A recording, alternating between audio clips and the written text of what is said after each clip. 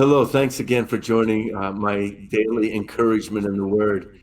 I would like to just take a moment to look at the Psalm of the Ascent that I just love those Psalms and Psalm 130. And there's times in our lives where we need this Psalm.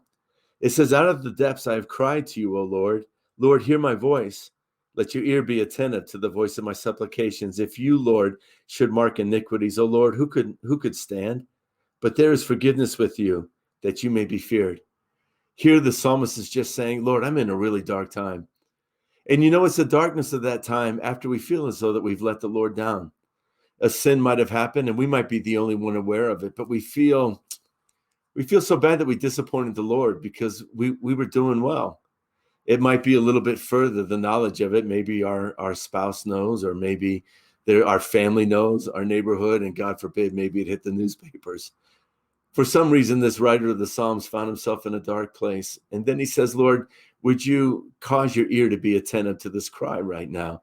And he's believing that the Lord will hear him because he says he knows that there is forgiveness with the Lord. And I want you to know today, if you're in that place where your heart is heavy before the Lord, that the Lord is full of forgiveness and he's full of loving kindness and he's full of mercy.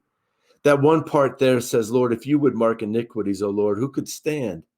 Because here's the truth. You might be feeling as though, oh man, I feel lower than low. But the truth is that if the Lord marked any man's sin, he would find himself in the same position. If the Lord began to take a total and then to begin to pour out the judgment that we all deserve, we would all be in a lot of trouble.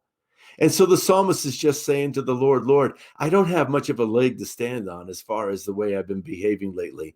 But one thing I know, Lord, is that you are not the one who keeps a list. Because in 1 Corinthians chapter 13, it says, love does not keep a list.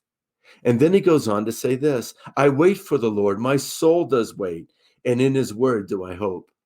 He's just saying, Lord, I'm just waiting before you. Because the truth of the matter is that forgiveness comes immediately. But sometimes the feelings of regret take a little while to go away. And that's a good time to just wait for the Lord. And he says, Lord, my hope is in your word.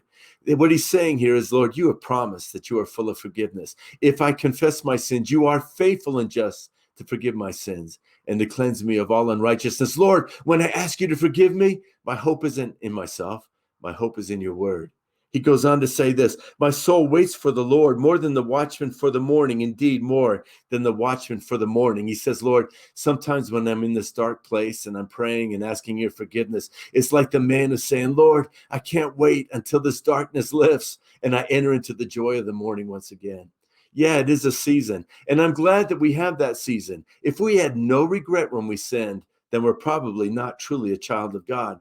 But when we feel that godly sorrow, we can just say, Lord, I'm just going to stay with you until the morning of my forgiveness dawns upon my heart. I know you've forgiven me now, but Lord, I'm waiting to feel it. And then he says, Lord, with you is loving kindness and with you is abundant redemption. He will redeem Israel from all his iniquities. Oh, that's the promise of God. God has forgiven all of our iniquities. That's our hope. That's a promise we need for a lifetime. I'm not going to be perfect till I get to the other side, but in this life, God has got me covered. Walk in the freedom and in the joy of your salvation.